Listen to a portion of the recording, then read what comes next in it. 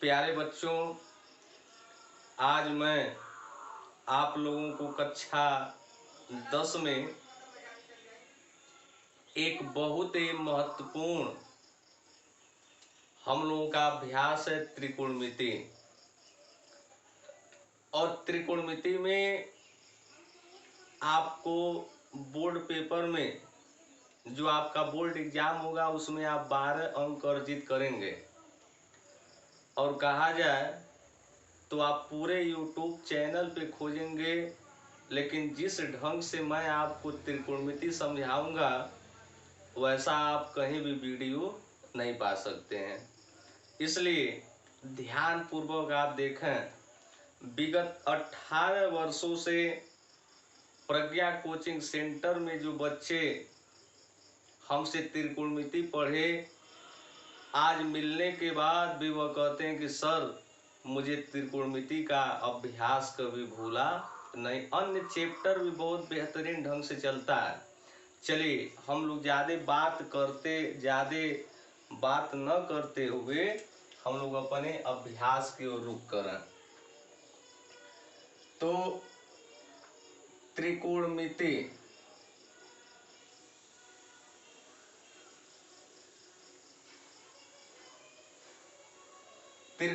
से आप 12 अंक अर्जित करोगे। और जब 12 अंक पाने के लिए हमें मेहनत भी करना पड़ेगा, क्योंकि जो मैं सूत्र आपको बताऊंगा उन सूत्रों को यदि आप याद कर लिए तो बस लगता हुआ आपका सवाल चला जाएगा। जैसे देखो, त्रि माने होता है 3, कोण माने कोण, और मिति माने आकृति, यानी 3 कोणों का जो मापन कर सके वही हमारा क्या है, त्रिकोणमिति है। अब त्रिकोणमिति में सबसे पहले अनुपात होता है, अनुपात। तो त्रिकोणमिति अनुपात में सबसे पहले नंबर होता है साइन, दूसरे नंबर में कास, और तीसरे नंबर में आता है टैन। यह हमारा पहला, यह हमारा दूसरा, यह हमारा तीसरा। और चौथे नंबर में आता है कोसेक, और 5वें नंबर में आता है सेक, और 6वें नंबर में आता है काट। थोड़ा ध्यान रखना, यह केवल त्रिकोणमिति अनुपात साइन, कास, टैन, कोसेक, सेक और काट है। अब प्रश्न यह बना कि त्रिकोणमिति अनुपात आखिर 6 ही क्यों होते हैं। अब यदि हम कारण जानना चाहें तो हम जानते हैं कि कोई भी त्रिभुज, दुनिया का कोई त्रिभुज हो गया, त्रिभुज आप पढ़े हैं छोटे क्लासों में, कक्षा 9 में भी आपको त्रिभुज पढ़ाया गया है कि भुजाओं के आधार पर भी त्रिभुज 3 होते हैं और कोणों के आधार पर भी त्रिभुज 3 प्रकार के होते हैं। तो त्रिभुज में 3 अंदर अंग होता है और 3 बाहर होता है। जैसे यदि इसको हम ऐसे स्पर्श रेखा के ऐसे हम इसको भुजा को आगे बढ़ाएं तो थोड़ा काउंट आप कर सकते हैं, 1, 2, 3, 4, 5, 6, यानी त्रिभुज में 6 अंग होते हैं। इसलिए गणितज्ञों ने यह जो त्रिकोणमिति में जो अनुपात बताया वह कितने अनुपात को लिखा, 3 अनुपातों में, 1, 2, 3, 4, 5 तो 6। यदि कोई आपसे कह दे कि त्रिकोणमिति अनुपात क्यों 6 ही होते हैं तो आप कहोगे चूंकि त्रिभुज में 6 अंग होते हैं। कभी कभार कंपटीशन परीक्षाओं में भी आ जाता है। और हम लोग जो विषय पढ़ाते हैं, सिलेबस पढ़ाते हैं, और सिलेबस आपका यूपी बोर्ड टॉप करने के लिए होता ही है, और साथ में कंपटीशन का थ्योरी भी देते रहते हैं। तो यदि परीक्षाओं में आ जाए कि त्रिभुज के कितने अंग होते हैं तो 6 अंग होते हैं, और जब इसके 6 अंग होते हैं तो 6 अनुपात बना, ठीक, इसे अनुपात कहेंगे। यह तीन हमारा प्रारंभिक अनुपात है और यह 3 हमारा अंतिम अनुपात है। इसे हम कहेंगे प्रारंभिक अनुपात, ठीक। और इसे हम कहेंगे अंतिम अनुपात। इसे प्राथमिक अनुपात कहेंगे और इसे अंतिम अनुपात कहेंगे। अब थोड़ा सा, जब इसमें यदि हम थीटा लिखते हैं, थीटा लिखें ऐसे, थीटा माने होता है कोण। हमेशा जो थीटा बताएगा वह क्या बताएगा, कोण को प्रदर्शित करेगा। थीटा की जगह आप ए लिखें, बी लिखें, सी लिखें, ऐसे तमाम। यह फाई होता है, इसे पढ़ते हैं फाई और इसे पढ़ते हैं थीटा, ठीक। तो अब यह अनुपात में कोण हो गया, अनुपात में कोण। यहाँ यदि मान लो थीटा लगा दिए, यहाँ थीटा लगा दिए, यहाँ थीटा लगा दिए, यहाँ थीटा, जैसे यह थीटा लगा उसी तरह एक सूत्र आता है कि लाल बटे कक्का का सूत्र आता है, लाल बटे कक्का। जहां हमें यल को समझना है, यल इक्वल लंब समझना है, ए माने समझना है आधार, और के का अर्थ समझना है कण। यल को लंब समझोगे और ए को आधार समझोगे और के को समझोगे कण। अब यदि मान लो ऐसे यदि हो तो हम लिखेंगे साइन थीटा। तो साइन थीटा बराबर होगा लंब बटे कण। यल माने लंब, के माने कण, यानी साइन थीटा बराबर लंब बटे कण। और उसके बाद कास थीटा, कास थीटा का सूत्र होता है आधार बटे कण। और उसके बाद सूत्र होगा टैन थीटा, टैन थीटा का सूत्र होता है लंब बटे आधार। यानी यहाँ जो सूत्र होगा वह होगा कि साइन थीटा बराबर लंब बटे कण, कास थीटा बराबर आधार बटे कण और टैन थीटा बराबर लंब बटे आधार। और इसी का जब तुम उल्टा कर देते हो, कक्का बटे लाल यदि करते हो तो यह कोसेक का होता है। यानी कोसेक थीटा बराबर कण बटे लंब और सेक थीटा बराबर कण बटे आधार और काट थीटा बराबर होता है आधार बटे लंब। यदि यहाँ हम सूत्र लिखना चाहें तो साइन थीटा बराबर लिखेंगे लंब बटे कण। अब साइन थीटा का उल्टा कोसेक थीटा, यदि लंब बटे कण है तो इसका होता है कण बटे लंब होता है। यदि साइन थीटा बराबर लंब बटे कण होगा तो कोसेक थीटा बराबर होगा कण बटे लंब, यानी साइन का उल्टा कोसेक। अब इससे भी अभी सूत्र बनेगा।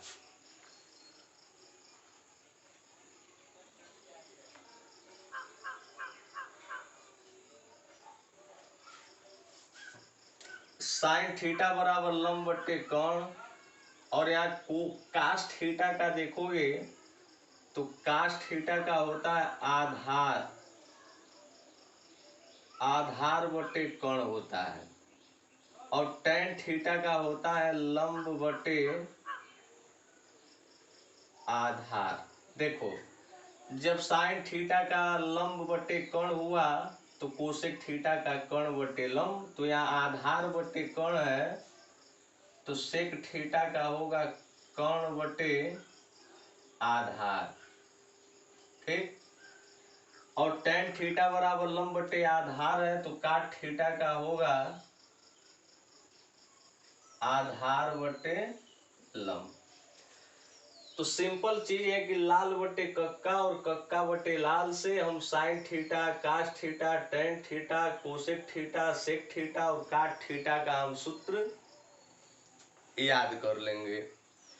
अब इतना चीज याद करने के बाद साइन थीटा और कोसेक थीटा को एक साथ गुणा के रूप में लिखते हैं बराबर एक कास थीटा और sec theta tan theta into cot theta. चूंकि देखो जब इतना चीज यह बन गया तो बनने के बाद गणितज्ञों ने इसको और आगे बढ़ाया। जैसे यदि मान लो तुम्हें समुद्र की गहराई मापनी हो, बड़े से बड़े पर्वत की ऊंचाई मापनी हो, तो छाया देख के त्रिकोणमिति का प्रयोग करके इसका अनुप्रयोग भी होता है। हम उस चीजों को आसानी से जान सकते हैं। इसीलिए दैनिक जीवन में गणित का बहुत महत्वपूर्ण योगदान है। यदि गणित में आप यदि अच्छे हैं तो हर एक चीज आपको अच्छे से समझ में आएगा। फिजिक्स आपका फिजिक्स हो गया, केमिस्ट्री हो गया, जो उसके न्यूमेरिकल सवाल होते हैं वह बहुत ही अच्छे ढंग से लगते हैं आसानी से। तो चलिए हम लोगों ने त्रिकोणमितीय अनुपात पढ़ा कि त्रिकोणमितीय अनुपात 6 होते हैं, साइन, कास, टेन, कोसेक, सेक और काट। अब पढ़ेंगे सूत्र होगा कि sine theta into cosec theta बराबर एक। यहाँ थीटा की जगह कोई अक्षर भी हो सकता है। तो sine theta into cosec theta एक कैसे होगा? तो चूंकि साइन थीटा बराबर होता है लंब बट्टे कर्ण और कोसेक थीटा बराबर कर्ण बट्टे लंब होता है, तो कर्ण से कर्ण कैंसिल, लंब से लंब कैंसिल, कितना आ गया?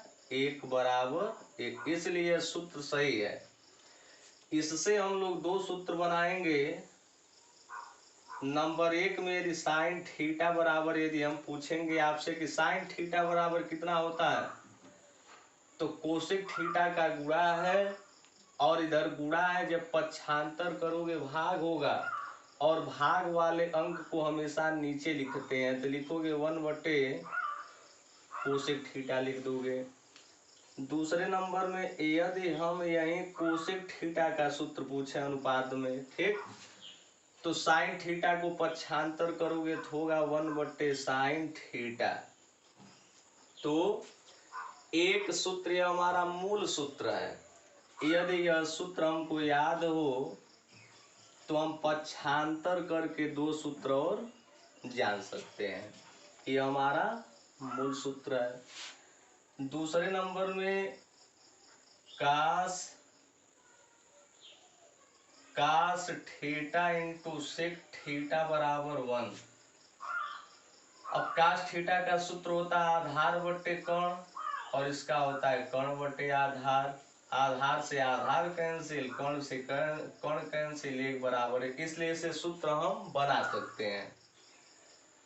तो कास थीटा जब पूछेंगे तो सेक को पक्षांतर करोगे 1 बटे सेक थीटा हो जाएगा, एक सूत्र यह हो गया।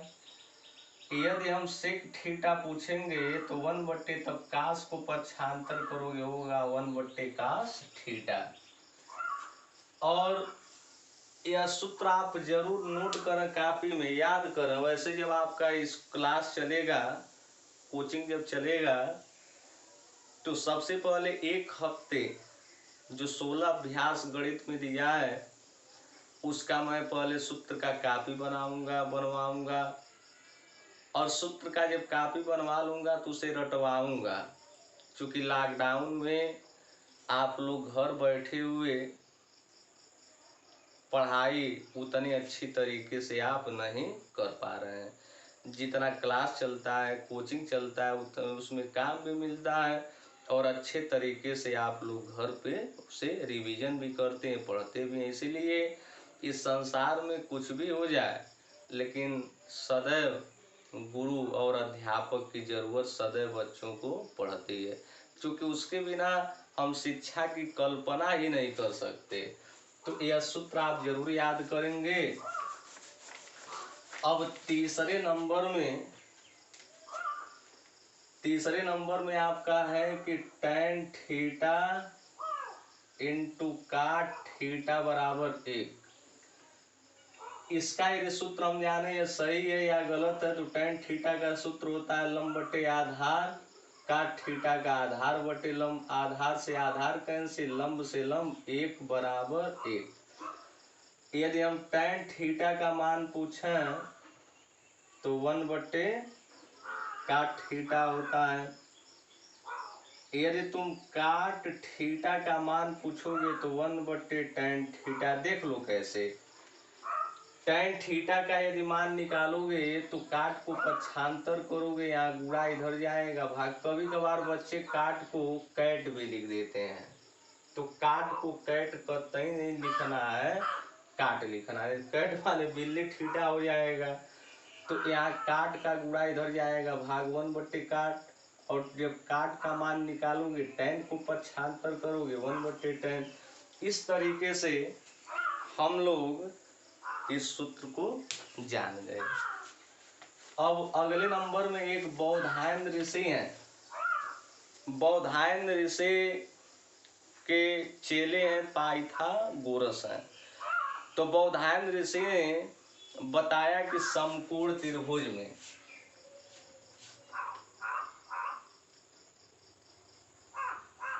बौधायन या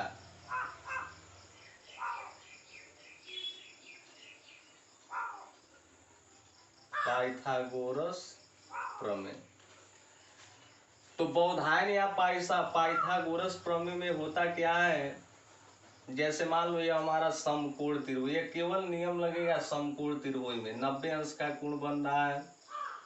ए मान लें, बी मान लें, सिर्फ देखो इसमें बी पे 90 अंश का कोण बन रहा है, तो बी स्वतंत्र अक्षर नहीं है बल्कि ए व सी स्वतंत्र अक्षर है। सी को यहाँ भी लिख सकते हो, ए को यहाँ भी, लेकिन बी को हम कहीं नहीं लिख सकते हैं। इस समकोण त्रिभुज में 2 अक्षर स्वतंत्र और 1 अक्षर स्वतंत्र नहीं है। इस अक्षर को हम अदल बदल सकते हैं, लेकिन इसको अदल बदल नहीं सकते हैं। इसमें मान लो 90 अंश के ठीक सामने वाले भाग को कर्ण कहते हैं, अर्थात सबसे बड़ी भुजा। भी हम लंब कर्ण आधार का पहचान बताएंगे, आपको घबराने की जरूरत नहीं है। मान लो यह कर्ण हो गया, यह लंब हो गया और यह आधार हो गया। तो इसी में इन्होंने एक सूत्र बताया कर्ण स्क्वायर बराबर लंब स्क्वायर प्लस आधार स्क्वायर। इसको सबसे अच्छा ऐसे लिखो, कर्ण स्क्वायर बराबर लंब स्क्वायर प्लस आधार स्क्वायर। इस सूत्र को आप याद कर लेंगे तो जरूरत पड़ेगा। जैसे मान लो इसमें दिया है 10 सेंटीमीटर, इसका मान है 8 सेंटीमीटर, इसका मान पूछ रहा है। तो जब इसमें मान भरोगे तो कर्ण की जगह 10 पे वर्ग, लंब का मान निकालना है, आधार का मान 8 पे वर्ग, 10 दहा में 100। कई बच्चे 10 दूना 20 लिखते हैं, तो कतई 10 दूना 20 हमें नहीं लिखना है।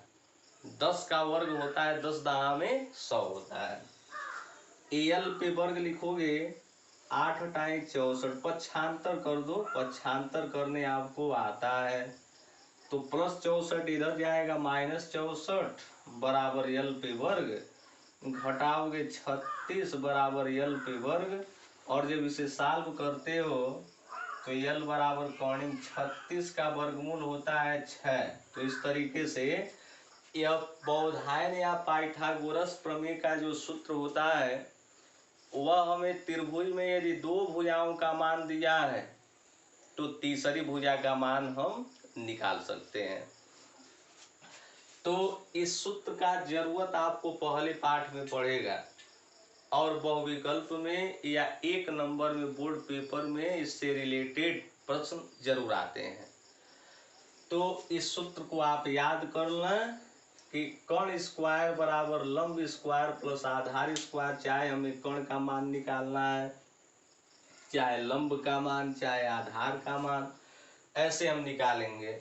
वर्गमूल निकालने के लिए आप सीखे हैं, तो 36 का तुम्हें यदि वर्गमूल निकालना है तो 36 का गुणनखंड करें 18 हो जाएगा, 2 कन्ने 2 16, 2 अट्ठे 16, 2 नवा 18, 3 त्रिके 9, 3 कन्ने 3, जोड़ा बना, वर्गमूल में जोड़ा बनता है। वर्गमूल, वर्ग माने 2, मूल माने अंक, यानी जिन अंकों में हम जोड़ा बनाते हैं उसे वर्गमूल कहते हैं।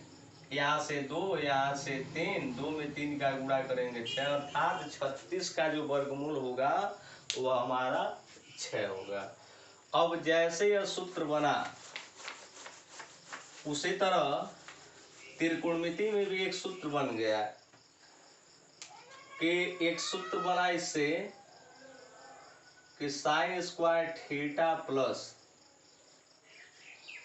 कास स्क्वायर थीटा बराबर 1। ठीक, सूत्र बन गया कि sine square theta plus cos square theta बराबर 1। ये हमारा मूल सूत्र है। इससे हम एक सूत्र और यहाँ 2 सूत्र और प्राप्त कर सकते हैं। जैसे मान लो यदि तुमसे कोई पूछ दिया कि साइन स्क्वायर थीटा और पूछ दिया कि कास स्क्वायर थीटा, तो साइन स्क्वायर थीटा पूछेगा तो कास को पक्षांतर करोगे तो 1 माइनस कास स्क्वायर थीटा, और जब कास स्क्वायर थीटा जब पूछेगा तो आप साइन स्क्वायर थीटा को पक्षांतर करोगे 1 माइनस साइन स्क्वायर थीटा। यानी कहने का मूल अर्थ यह कि जिसको पूछता है उसको पक्षांतर नहीं करना है, दूसरे को पक्षांतर कर देना है। और पक्षांतर, पक्ष के मान में अंतर आना ही पक्षांतर। इधर प्लस इधर जाएगा माइनस, इधर गुणा इधर जाएगा भाग। यदि बाएं पक्ष में प्लस है तो दाएं में जाएगा तो माइनस होगा, ऐसे होता है। यह सूत्र है। अब अगला सूत्र यदि मान लो यह sine square theta plus cos square theta बराबर 1 है। यदि इसमें हम लोग साइन स्क्वायर थीटा से दोनों पक्षों में भाग लगा दें, इसमें भी साइन स्क्वायर थीटा से दोनों पक्षों में भाग लगा दिया जाए तो इससे यह कैंसिल हो गया। चूंकि गणितज्ञों ने सोचा होगा भाई देखो हम लोग उनके बताए गए नियमों को केवल पढ़ते हैं, अतिरिक्त समय नहीं बचता है। चूंकि इतना हम लोगों का सिलेबस इतना बड़ा है कि सिलेबस पढ़ते पढ़ते इस समय व्यतीत हो जाता है। और जो लड़का सिलेबस पढ़ने के साथ साथ अतिरिक्त सोचता है उसका दिमाग भी बढ़ता है। तो उसी में गणितज्ञों ने सोचा होगा कि चलो भाग करें एक बार साइन स्क्वायर थीटा से। चूंकि साइन स्क्वायर कास स्क्वायर है तो साइन स्क्वायर थीटा से और कास स्क्वायर थीटा से। तो अब देखो एक सूत्र और तुम लोग जान लो कि tan थीटा बराबर सूत्र होता है कि साइन थीटा बटे कास थीटा। ठीक, और एक सूत्र होता है कि काट थीटा बराबर होता है कास थीटा बटे साइन थीटा। इसे रट ला कि tan थीटा बराबर साइन थीटा बटे कास थीटा, काट थीटा बराबर कास थीटा बटे साइन थीटा। अब देखो कास बटे साइन है तो लिख दोगे काट, लिखोगे वर्ग है तो काट स्क्वायर। थीटा पे कभी वर्ग नहीं लिखा जाता है, क्योंकि थीटा पे वर्ग लिखना गलत माना जाता है। इसीलिए कास बट्टे साइन हो गया काट, कास बट्टे साइन काट, वर्ग है तो वर्ग। यदि 3 रहता तो 3, 4 रहता तो 4। घातांक आने से तुम्हें घबराना है, जितना घात रहेगा अनुपात पे हम लगा देंगे। 1 बट्टे साइन को मैं बताया हूं कि कोसेक होता है, वर्ग है तो कोसेक स्क्वायर थीटा। एक सूत्र तुम्हारा यह मिल गया। इससे तुम पक्षांतर करके और सूत्र बना सकते हो। जैसे मान लो यदि इसको हम ऐसे करें कि कोसेक स्क्वायर थीटा, काट को पक्षांतर करोगे माइनस काट स्क्वायर थीटा बराबर 1। यदि हम पूछें कि काट स्क्वायर थीटा बराबर कितना होता है तो कहोगे कोसेक स्क्वायर थीटा माइनस 1। चूंकि काट को रहने दो, 1 को पक्षांतर करोगे प्लस इधर जाएगा माइनस। तो यदि यह पहला और यह दूसरा, पहला और दूसरा यदि हमें सूत्र याद है इसे पक्षांतर करके दो सूत्र और बनाए और इसे पक्षांतर करके दो सूत्र और हम बनाए हैं। चूंकि वीडियो में क्लास में जितनी अच्छे तरीके से पढ़ाई होता है, वीडियो में उतना अच्छे तरीके से पढ़ाई नहीं। मान लो क्लास में पूरे एनर्जी के साथ पढ़ाई होता है और इसमें केवल एक जैसे 50-60% ही अध्यापक अच्छे से पढ़ाते हैं। चूँकि वीडियो बनाकर लोड करने में भी समय लगता है और जब बच्चे सामने रहते हैं तो उनसे बुलवा के पढ़ाने में एक अध्यापक को और एनर्जी मिलती है, वो और अच्छे तरीके से पढ़ाता है। लेकिन जो भी मैं पढ़ा रहा हूँ यह बेहतरीन है, आपके लिए मदद करेगा, इसलिए इस चीज को आप जरूर याद करें। अब मान लो साइन स्क्वायर थीटा से भाग किया गया, अब कास स्क्वायर थीटा से इसी में हम भाग कर दें, cos square theta, cos square theta, cos square theta, तो इससे यह कैंसिल, एक आ गया, प्लस साइन बट्टे कास होता है टेन, साइन बट्टे कास बराबर टेन, वर्ग है तो टेन स्क्वायर थीटा बराबर 1 बट्टे कास बराबर होता है सेक, वर्ग है तो वर्ग सेक स्क्वायर थीटा, साइन बट्टे कास बराबर टेन, वर्ग है तो टेन स्क्वायर थीटा पे वर्ग नहीं लिखोगे, गलत होता है एक। चूंकि कोई कहता है थीटा पे वर्ग क्यों नहीं होता है, जैसे हम लोग ABCD पढ़ते हैं उसी तरह लैटिन में वहाँ अल्फा बीटा गामा ऐसे लोग पढ़ते हैं, तो यहाँ थीटा का वैल्यू एक माना जाता है और एक पे हम वर्ग लिखें या घन लिखें तो यह बेवकूफ़ी है, चूंकि उसका मान एक होता है। इसलिए गणितज्ञों ने बताया कि कभी भी हमें कोण पे वर्ग नहीं लिखना चाहिए, यहाँ कोण से रिलेटेड है, इसलिए थीटा एक कोण और कोण पे वर्ग लिखना गलत माना जाता है। जो रूल बनाया है उस नियम को हमें फॉलो भी करना है। इसको भी पक्षांतर करके आप दो सूत्र बनाओगे, जैसे मान लो सेक स्क्वायर थीटा है, टेन को इधर ले जाएंगे तो माइनस टेन स्क्वायर थीटा बराबर 1 होगा। यदि हम पूछें कि टेन स्क्वायर थीटा बराबर, तो प्लस 1 को तुम पक्षांतर करोगे तो माइनस 1 होगा। इस तरीके से हम लोग तमाम सूत्रों के बारे में जाने। एक सूत्र और बचता है त्रिकोणमिति में चतुर्थांश का, तो कुछ सवाल लगा लिया जाए, और जब कुछ सवाल लगा लोगे तो चतुर्थांश का भी सूत्र मैं आपको बताऊंगा। चतुर्थांश के सूत्र से परीक्षा में 2 अंक आते हैं और क्लास 11 में बहुत ही महत्वपूर्ण यह भूमिका अदा करेगा। तो चतुर्थांश का सूत्र मैं अगले वीडियो में बनाऊंगा, तब तक कुछ सवाल का हम लोग अभ्यास कर लें। जैसे मान लो एक सवाल ऐसे दे दिया,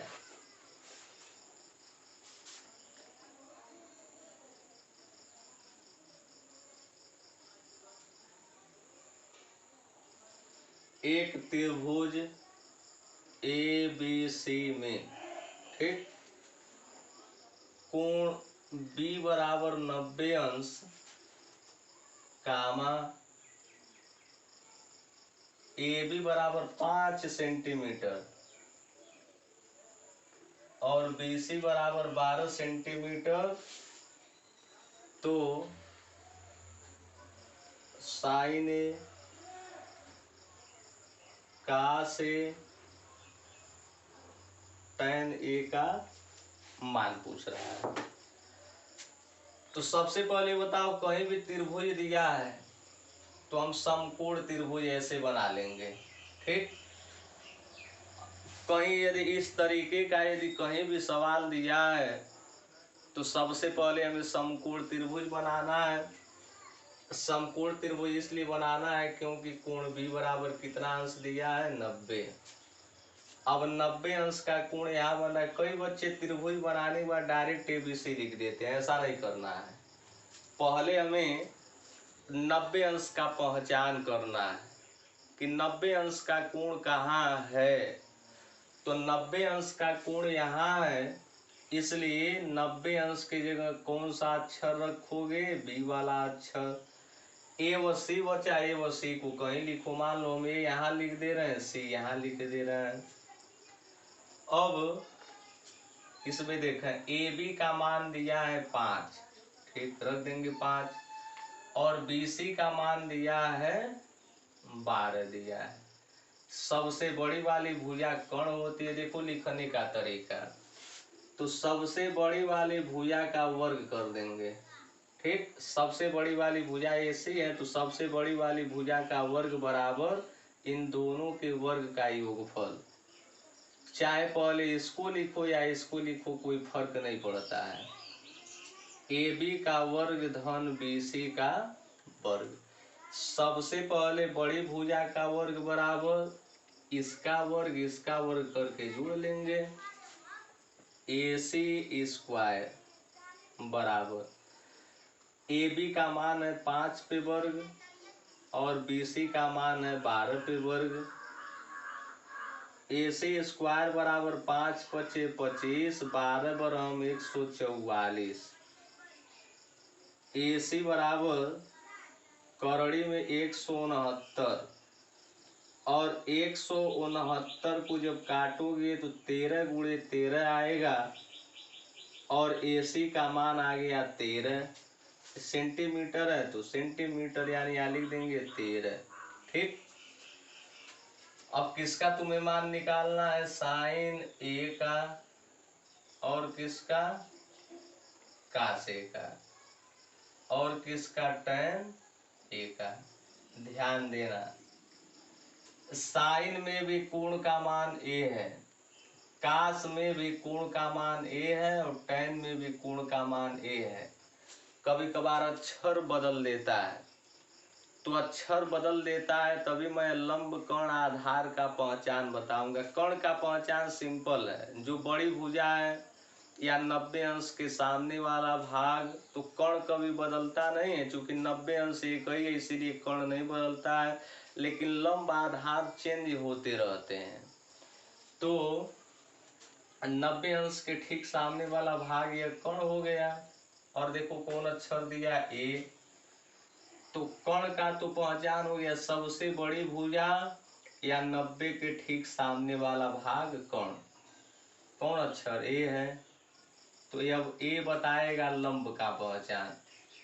ये किसका बताएगा, लंब का पहचान बताएगा। तो इसमें देखो ए कहाँ है, तो यह ए है, यह किसका संकेत बताएगा, लंब। यदि सी कहता तब लंब यह होता, तो ए कह रहा है तो ए के ठीक सामने वाला भाग लंब, यह कर्ण, यह लंब, यह क्या हो गया, आधार। तो साइन थीटा का सूत्र होता है लंब बटे कर्ण, कास थीटा का सूत्र होता है आधार बटे कर्ण, और टैन थीटा का सूत्र होता है लंब बटे आधार। अब देख के मान भर सकते हो, लंब का मान 12, कर्ण का मान 13, आधार का मान 5, कर्ण का मान 13, लंब का मान 12, आधार का मान 5। इस तरीके से हम लोगों का यह सवाल लग गया। तो बहुत आसान है। अब थोड़ा सा मैं आपको लंब कर्ण आधार का पहचान बता दूं।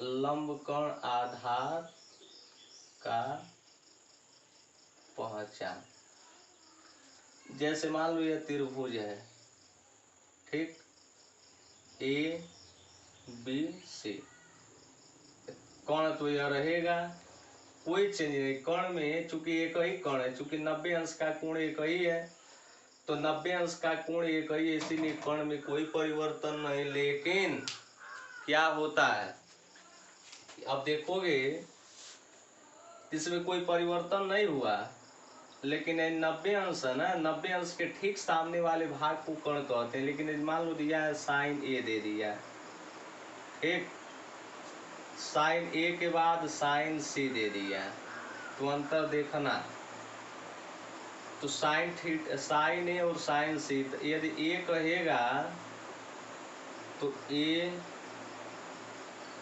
के सामने वाला भाग लंब कहलाता है। यदि सी कहेगा तो सी के सामने वाला भाग लंब कहलाता है। ऐसे ठीक, ये त्रिभुज है। देखो जैसे मान लो ए बी सी, कर्ण तो यही रहेगा। ए के लिए हम देखें तो ए के लिए लंब यह हो गया, और यदि सी के लिए देखते हैं तो सी के लिए लंब यह। यानी इसमें कर्ण का मान चेंज नहीं हो रहा है। कर्ण जो सबसे बड़ी भुजा वह तो है, लेकिन किसमें चेंज हो रहा है? लंब। यहाँ बी सी पहले लंब था और यहाँ अब ए बी भुजा पहले लंब हो गया। तो यहाँ बी सी भुजा और ए बी भुजा क्यों ऐसा? चूंकि यह दोनों कोण बराबर हैं। तो जब यहाँ ही बताओ दो कोण है, यदि हम ए का मान पूछेंगे तो लंब यह होगा, बी का मान पूछेंगे लंब यह होगा। तो यही बताओ कर्ण लंब तो यह क्या होगा? आधार। या कर्ण लंब तो यह क्या होगा? आधार। अब ऐसे थोड़ा सा आपको अभ्यास हम करा दें। जैसे यदि मान लो हम यह त्रिभुज बनाए, यह पी क्यू आर। यदि हम पूछेंगे कर्ण कौन है, तो कर्ण तुम बताओगे पी आर, ठीक। और यहाँ हम लिख दें काश आर, लिख दें क्या लिख दें? काश आर। तो काश आर के लिए यदि हम लंब पूछेंगे तो आर के लिए लंब कौन होगा? तो देखो आर के लिए इसके ठीक सामने वाला भाग, आर के लिए लंब क्या होगा? P Q. तो कर्ण यह लंब यह, लेकिन यही हम पूछ रहे हैं काश पी। तो काश पी के लिए लंब कौन होगा? देखो तो पी, तो पी के ठीक सामने वाला भाग क्यू आर क्या होगा? लंब। अब अगले वीडियो में हम कुछ सवाल भी बताएंगे, कुछ सूत्र भी बताएंगे। तब तक आप लोग इतना ध्यान दीजिए।